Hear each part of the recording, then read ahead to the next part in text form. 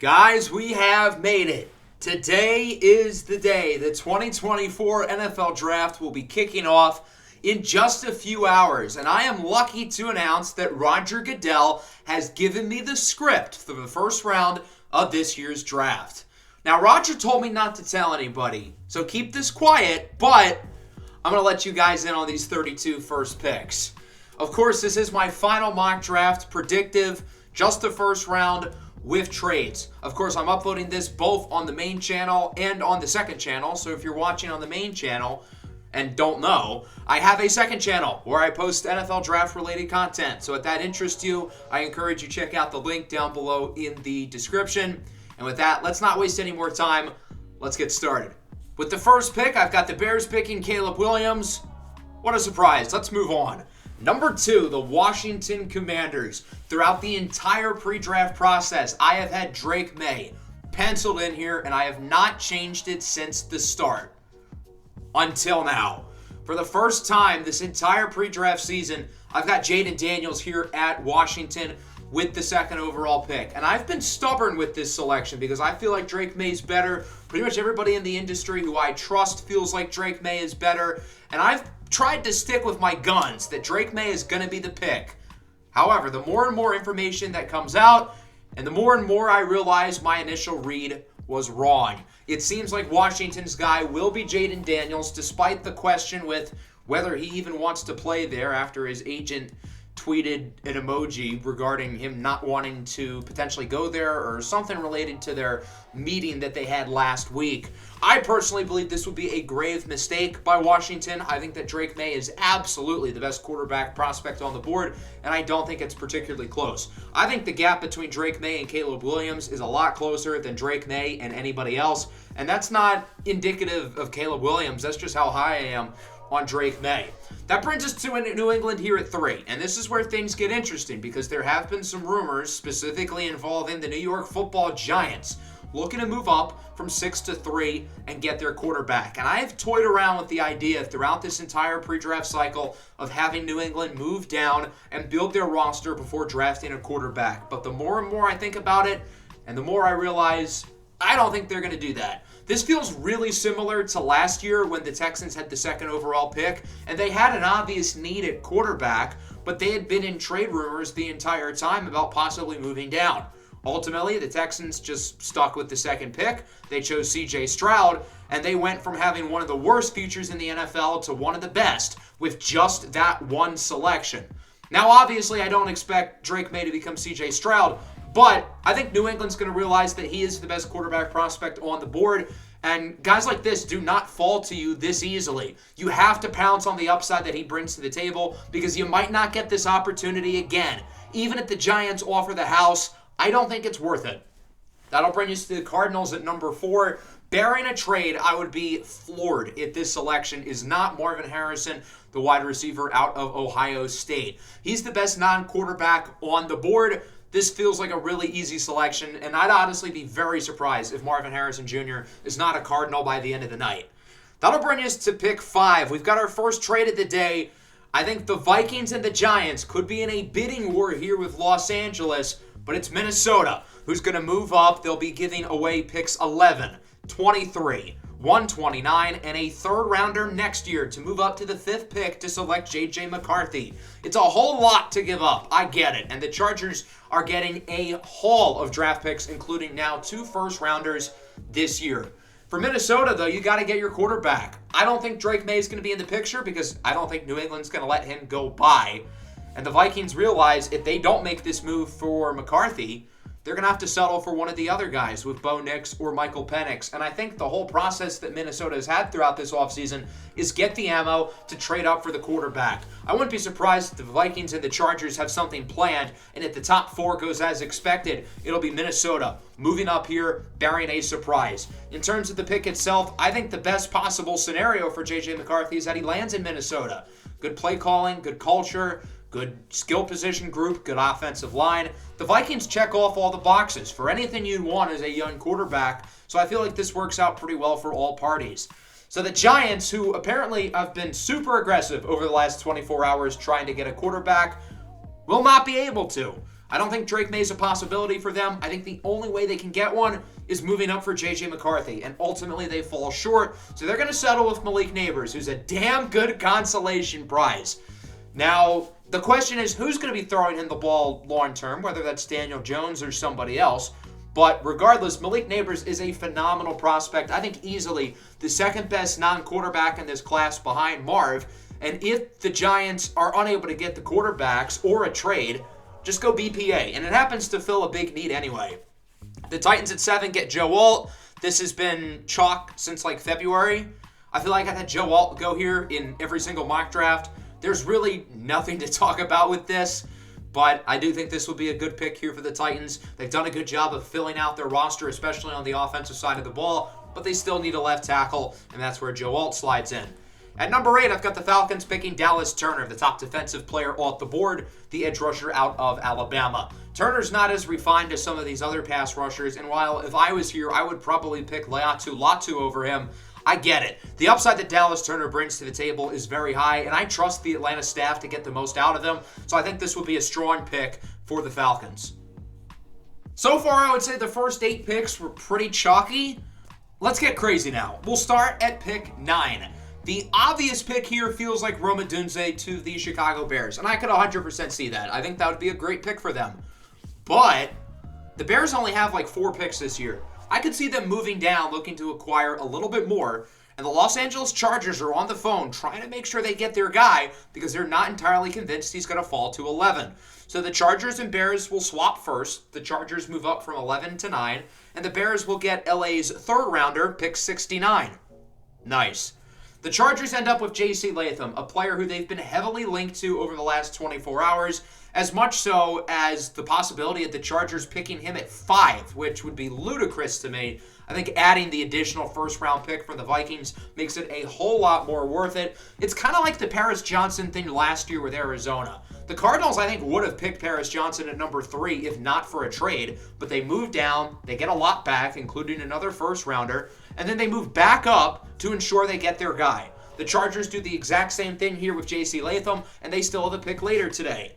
So with all this movement and craziness, the New York Jets get to walk to the bank grinning from ear to ear because Rome Odunze falls to the 10th pick. This is, without a doubt, probably the steal of the draft so far. Run the card up and don't think twice. Rome Odunze has no business falling this far, and he probably won't fall this far, but this is ultimately how the board ended up playing out with 4 quarterbacks at the top and the Chargers trading up for the second tackle. I could see the New York Jets being on the phone with teams at 7 and 8, looking to ensure they get Rome Odunze to make sure the Bears don't pick him. But in this scenario, they don't even have to move. They get to stick and pick, and they get their guy. I don't think this could work out any better for the New York Jets. As for the Bears, I get that their fans probably are sad that they're not getting Rome Odunze, but this is a pretty good consolation prize. Not only are you getting an additional third rounder from the Chargers, but I think this is a great pick here at 11 with Byron Murphy, the defensive tackle out of Texas. I think Ryan Poles really wants to have a strong pass rush in the interior. The Bears drafted Gervin Dexter and Zach Pickens on day 2 last year. But look, Byron Murphy is a completely different animal, and I think he fits exactly what the Bears are looking for. If Chicago picks him at 9, I wouldn't be surprised at all, even if that means picking him over Rome Odunze, as crazy as that sounds. Let's move over to pick 12, and this is one I've been wrestling back and forth with for a while, but the more I think about it, the more I feel like Denver has to pick Bo Nix, the QB out of Oregon. So the thought process here is Denver needs a quarterback really badly. There's no way a serious NFL franchise can go into the year with Zach Wilson and Jarrett Stidham battling it out to determine who the starting quarterback is. That's punting away your season. Teams do not do that. So because of that, I think Denver is going to be aggressive looking for a quarterback, and they could very well move up. They don't have the ammo that, say, Minnesota or the Giants do, which is a problem. I think Sean Payton is going to really like Bo Nix, and I get that there's a misconception around Bo Nix. He wasn't a very good player at Auburn, but he's a completely different guy over his 2 years at Oregon, and I get it's a gimmicky college-style offense, but Bo Nix can legitimately make every throw in the book. He's got the physical tools to suggest that not only is he going to make it in the NFL, but there's room for him to get better. I think Bo Nix feels like a Sean Payton type of quarterback, and I'd be really surprised if the Broncos don't leave tonight with their starting quarterback for next year, whether that's Bo Nix or Michael Penix. I prefer Bo Nix, no bias, and I think the league will prefer Bo Nix as well. That'll bring up the Raiders here at pick 13, and they're a team who's been heavily linked to Penix. Ironically, it could happen, but 6 QBs in the top 13 feels unheard of, and I feel like this is just way too rich for my liking, involving Penix. So the Raiders are going to pick Talise Fuanga, the offensive tackle out of Oregon State. And the rationale behind this pick is the Raiders' general manager is Tom Telesco, who's been the GM at the Chargers over the last decade. This feels really similar to 3 years ago when, I think with pick 13 as well, the Chargers picked Rashawn Slater, a talented tackle prospect with short arms who a lot of people felt like needed to move over to guard.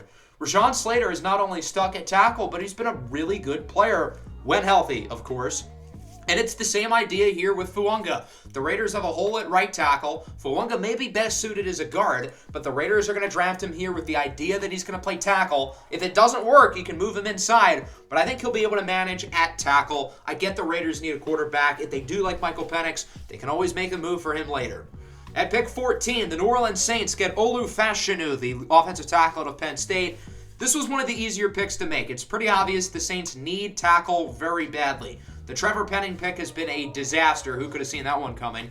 And Ryan Ramczyk might not even play next year because of injury. So the Saints had 2 holes at tackle, and I think picking Olu Fashanu here would make a lot of sense. Arguably the best pass protector in this year's draft class. Pretty easy fit.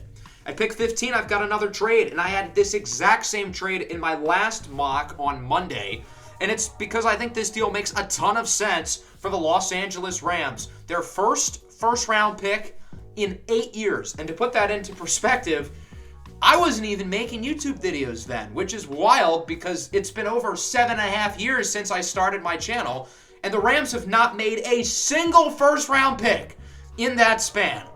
Well, they're going to be a little bit impatient and move up a little bit to ensure that they get Brock Bowers here with the 15th pick. This very well could be the pick for the Colts if they stick.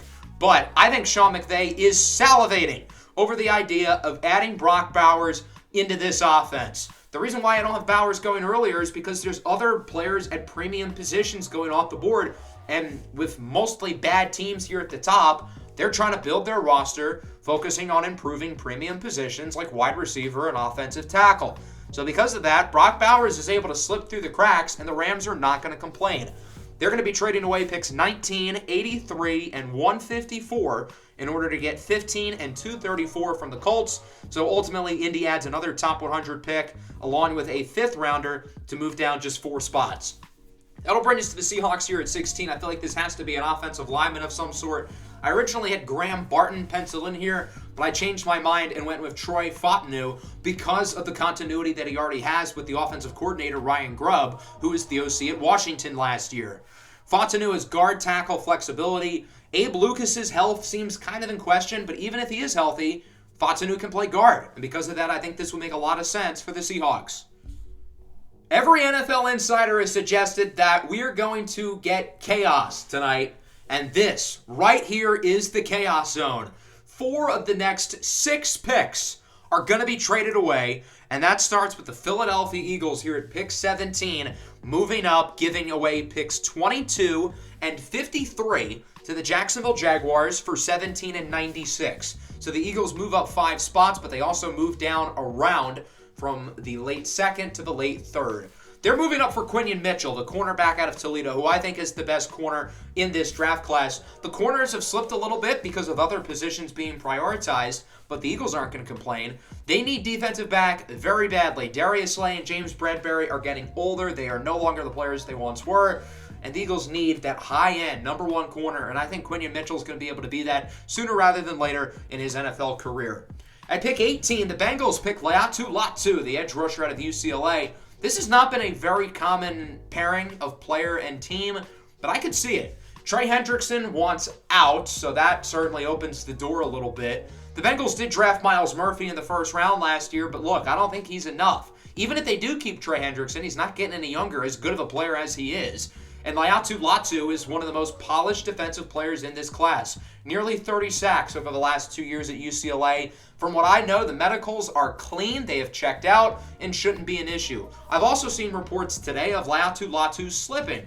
I don't really see what the reason would be. Unless there's new information about his medical that's come out poorly, then there's no reason to think he should make it out of the top 20. And ultimately, I have him landing here with Cincinnati.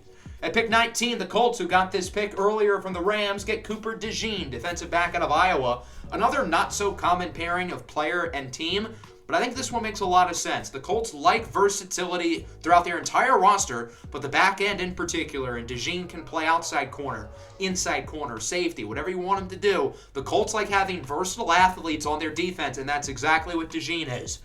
Now we've got 3 trades in a row with our next 3 picks, and it starts with the Buffalo Bills. They see Brian Thomas slipping. They recognize that the run on receivers is coming, and they're going to get up ahead of it. So the Steelers will be acquiring picks 28, 60, and 200. The Bills will be getting picks 20 and 119. So the Bills no longer have a top 100 pick outside of this selection here at 20. They are getting a high 4th rounder, though. But I think all of this is worth it for Brian Thomas Jr. I think for me, he is the 4th best receiver in this class, and I think this is a perfect fit in the Bills' offense. He will fit right like a glove, but not OJ's glove. This team needs a vertical threat down the field, and who better to throw him the football than Josh Allen? Brian Thomas Jr. is going to feast in this offense, and I think this fit is a home run. At 21, here's another trade. The Dolphins are moving out of the first round entirely, with the Washington Commanders moving up. And the reason for this for the Dolphins is outside of the second round, they don't really have a lot of picks in the middle of this draft. They'll be acquiring picks 36, 67, and 139, while Washington gets picks 21 and 198. So the Dolphins rebuild their overall draft stash. Meanwhile, the Commanders have 2 second-round picks and 2 third-round picks. So they can afford to give up a 2 and a 3 to move up for a guy like Amarius Mims. I've seen a lot of rumors linking the Washington Commanders looking to move back into the first round, particularly for a tackle, and it's one that I think makes a lot of sense. With them having all those extra picks, why not move up, especially if a guy like Amarius Mims makes it out of the top 20? I don't think Amarius Mims should make it anywhere close to out of the top 20. He's my 2nd-ranked tackle in the entire draft. I am a huge fan of Amarius Mims. I think this guy is going to be a star, and I think this move would be a lot better for Washington than their first move of the day. But regardless, you have Jaden Daniels now. Even if I disagree with the pick, you have to protect him, and adding a guy like Amarius Mims does exactly that. Let's get another trade with the offensive lineman falling. The Packers want to ensure that they'll be able to land Graham Barton, acquiring the 22nd overall pick from the Jacksonville Jaguars. The Jaguars already moved down today. They originally started at 17. They jumped down to 22, and they're going to move back again to the 25th pick. Trading out of the first round twice is not necessarily uncommon. The Jaguars did this literally last year. They traded back twice, albeit they only moved down a total of 3 spots. This year they're going to move back a total of 8 selections. But still, I think it's worth it for Jacksonville. They're getting picks 25, 91, and 219. So they're basically making up for the 3rd rounder that they lost in the trade with the Eagles. The Packers, meanwhile, get picks 22 and 153. I think in terms of value, the Jaguars are doing really well here. They're adding a 2nd rounder and a 3rd rounder to move down 8 spots. Rare Trent Baalke masterclass. As for the Packers, they get Graham Barton. Offensive line is not some pressing need for Green Bay, but Barton's the type of player they love to build around because of his positional flexibility on the line and the fact that he can play any position you need him to, whether it's tackle, guard, center, wherever you need him to plug in and play, he'll do it. That'll bring us to the Chargers at 23. They get Terrion Arnold, cornerback out of Alabama. They got this pick earlier today from Minnesota. This is definitely the floor for Arnold. He should go quite a bit earlier than this, but again, this is ultimately how the board plays out. He slips a little bit. I think this is still a great pick here for the Chargers, who could use some help in the back end at corner. And I think Terrion Arnold and Asante Samuel Jr. is a really fun duo at corner. At 24, we've got the Dallas Cowboys. This is definitely a pick that I've never seen before, but hear me out. So the regular pick for the Cowboys in the first round is offensive line. One that I think makes a lot of sense, especially considering how Jerry Jones historically has valued the offensive line. The Cowboys not only invest high picks into the offensive line, but they generally hit. The Cowboys' track record of first-round offensive linemen over the last 15 years is very high. Tyron Smith's going to be a Hall of Famer, possibly. Zach Martin will be a first-ballot Hall of Famer. Travis Frederick, one of the best centers in the NFL for a while. And then just a couple years ago, Tyler Smith looks like a grand slam at the end of the first round. But they still need a couple more starters up front. I originally had them penciled in with Jackson Powers Johnson. I think that pick would work quite a bit, but I changed my mind and switched it to Xavier Legette, the wide receiver out of South Carolina. So why are the Cowboys picking a receiver over offensive line?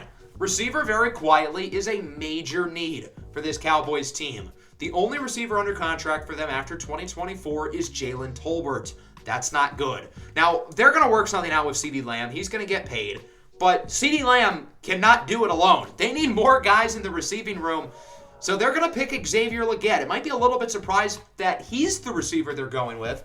But with his ability after the catch, I think Dallas is going to really like him. Legette is a late bloomer. He broke out as a fifth-year senior. But I think here in the first round, taking a shot on him is more than fine.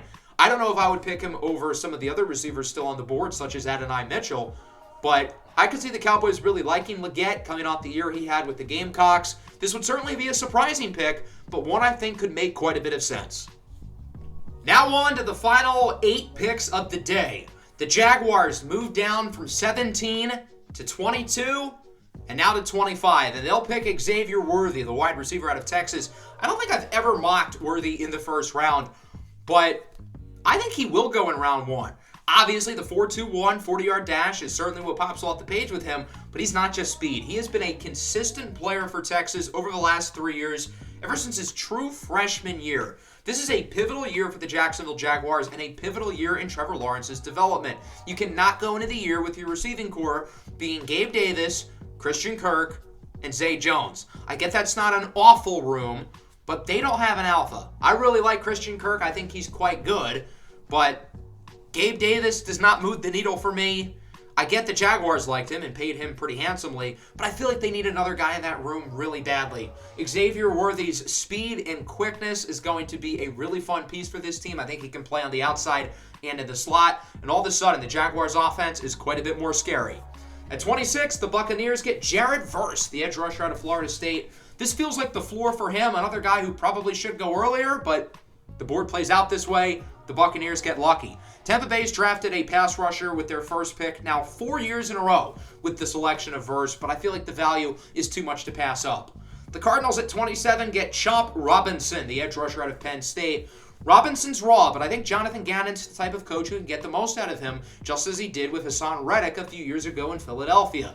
Chop Robinson does not have the production as, say, Jared Verse, for example, but his quickness and get off the line is special. The Steelers at 28, they moved down earlier, and I had them picking Jer'ZhanNewton, the defensive tackle out of Illinois. This might be a little bit of a surprise because offensive tackle and corner look like the clear two needs for the Steelers, with wide receiver also being in play as well. Jer'ZhanNewton is none of those things, but I think the Steelers are going to really like him. They did draft Keanu Benton in the second round last year, who had a pretty good rookie season. But I think Jer'ZhanNewton's going to fit really well into this defense. The foot injury is a question mark with him, but I think in terms of talent, he should not be on the board at pick 28, and the Steelers are going to recognize the value and say, hey, we're getting a really good football player. And that's not to mention the Steelers got an additional second-round pick from the Bills, so they can still pick a tackle or a corner or a receiver, because there's plenty of those on day 2 this year, but there's not plenty of Jer'ZhanNewtons. That'll bring us to the Detroit Lions at 29. Brad Holmes does not often make the predictable pick, and I wouldn't be surprised if he throws a monkey wrench this year, whether that's moving up or moving out of the first round. The Lions have been rumored to do both. I thought about some other guys here. I think Western Michigan's Marshawn Nealon would surprise people, but he's absolutely in play. Nonetheless, I feel like Kool-aidMcKinstry is the easy fit here for the Lions, and that will be the pick here. I really like Kool-aidMcKinstry. I think this would be a phenomenal selection for Detroit. A starting caliber corner added to this defense. McKinstry is one of the most polished defensive players in this class, and with the physicality he plays with, he'll be a perfect fit for the Detroit Lions and Dan Campbell. The Ravens at 30 get Jordan Morgan, tackle out of Arizona, a player they've been heavily linked to. The Ravens have some needs on the outside at wide receiver and corner, but again, they can address those later. Jordan Morgan's a guy who I think can play tackle. He can also have the flexibility to switch over to guard. So however the Ravens want to use him, I think they'll be able to maximize him. At pick 31, we've got our final trade of the day. The Niners are moving out of the first round with the New Orleans Saints. The Saints will be trading away picks 45, 168, and a future third rounder next year to move up to the 31st pick to select Adonai Mitchell, the wide receiver out of Texas. Leave it to the Saints to give up a future valuable pick in the future, a year later, to move up now. I feel like they do this every year. Well, this year's going to be no different. Adonai Mitchell's an interesting player because he has the physical upside. He's played in a lot of big games dating back to his time at Georgia and now last year at Texas. There have been some concerns that have come out about him recently relating to his diabetes prognosis, which I kind of think that's one of the Bills or the Chiefs maybe trying to convince the other team to not move up and get him. Well, ultimately, neither of those teams are going to land him as he goes to the New Orleans Saints, who I think could use another big-time threat on that offense. They added to the line with Olu Fashanu earlier, and now they get a big-time weapon with Adonai Mitchell, who ends up being the 7th receiver off the board, probably a little bit later than people think, but I think the NFL is higher on both Xavier Legette and Xavier Worthy than the rest of the media is. And that brings us here to 32. I've seen a ton of rumors today suggesting that the Chiefs are going to look at offensive tackle in the first round. I imagine they're going to be very tempted by a guy like Adonai Mitchell, but the Saints are going to make their choice for them, being that New Orleans will jump the Chiefs to ensure they get him.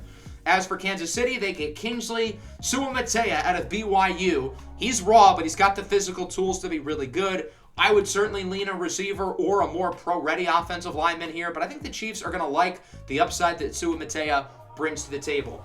And with that, my final NFL mock draft is done. For those of you watching on the second channel, I appreciate you guys following along throughout this entire pre-draft process. If you're watching on the main channel, I hope you enjoyed the video anyway. Make sure to leave a like and subscribe to the channel if you are new. Peace out.